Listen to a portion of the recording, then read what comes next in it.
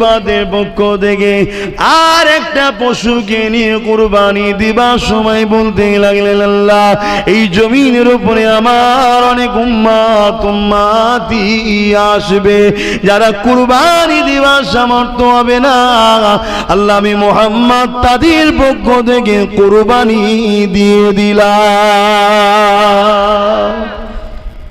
কত ভালোবাসা আমাদেরকে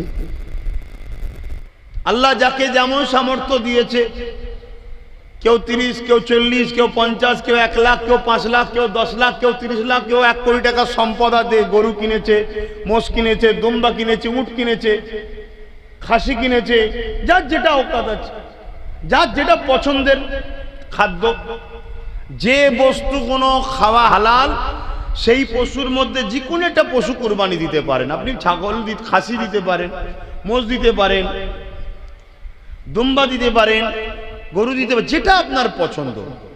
তবে ইসলাম শরিয়াতের নিয়ম হচ্ছে নিখুঁত পশু দিতে হবে।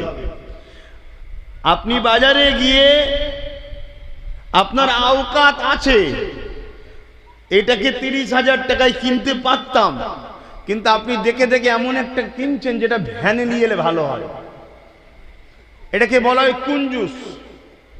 কথা বুঝে আসছে না? নিখুঁত সুন্দর। আমার আল্লাহ পাক আপনার এই পশুটা নেবে না, গোস্ত নেবে না, রক্ত নেবে না, চামড়া নেবে না, কিছুই নেবে না। এখানে দুটো জিনিস হচ্ছে, একটা হচ্ছে আপনার মেহনতের টাকা আপনি কুরবানি দিচ্ছেন, আল্লাহর রাস্তায় খরচ করছেন, এবং ওই পশুটাকে আপনারা নিজেদের মধ্যে সকলে মিলে একসাথে বন্টন করে খাওয়া দাওয়া করছেন, আনন্দ করছেন। আল্লাহ পাক নেবে কিন্তু আপনার নিয়ত